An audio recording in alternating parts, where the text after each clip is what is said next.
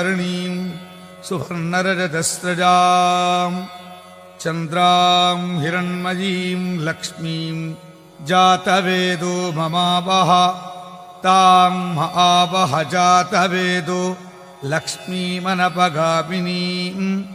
यस्यां हिरण्यं विल्देजं गामश्वं पुरुषानहम् अश्वपूर्वां रथवध्यां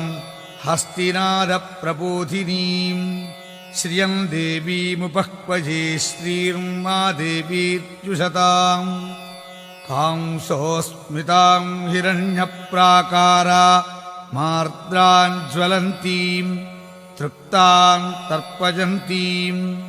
पद्मे स्थितां पद्मवर्णां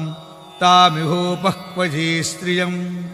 चन्द्रां प्रभासां यशसा ज्वलन्तीं श्रियं लोके देवजुष्टामुदारां श्रियं लोके देवजुष्टामुदारां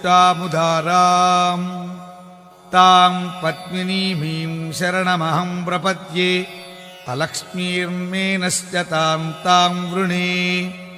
आदित्यवर्णे तपसोऽधिजातो वनस्पतिस्तव वृक्षोऽधबिल्वः तस्य फलानि तपसा नुदन्तु मायान्तराजाश्च बाह्या अलक्ष्मीः उपैतु मां देवसखः कीर्तिश्च मणिना सह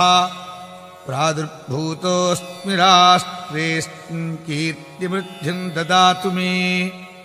श्रुत्पिपासामलान् ज्येष्ठमलक्ष्मीर्नाशयाम्यहम् अभूतिमसमृद्धिं च सर्वान् मे गृहात् गन्धद्वातां दुराधर्षां नित्यपुष्टां करीषिणीं ईश्वरीं सर्वभूतानां तामिहोपह्वजे स्त्रियं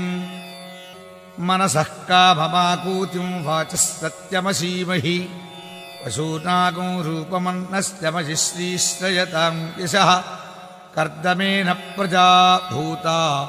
मयि सम्भव कर्दमा श्रियं वासय मे कुले मातरं पद्ममालिनीम् आपस्रजन्तु स्निग्धानि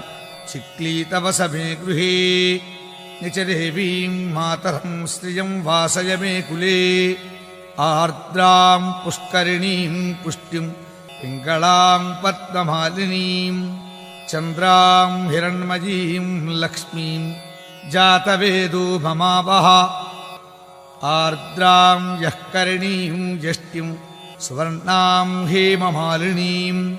सूर्यां हिरण्मयीं लक्ष्मीं जातवेदो ममावह तां महावह जातवेदो लक्ष्मीमनपगामिनीं यस्यां हिरण्यं प्रभूतं गावो दास्योश्वानु विन्देजं पुरुषानहम् यस्युचिः प्रयतो भूत्वा जुहुजादात्यमन्वहम्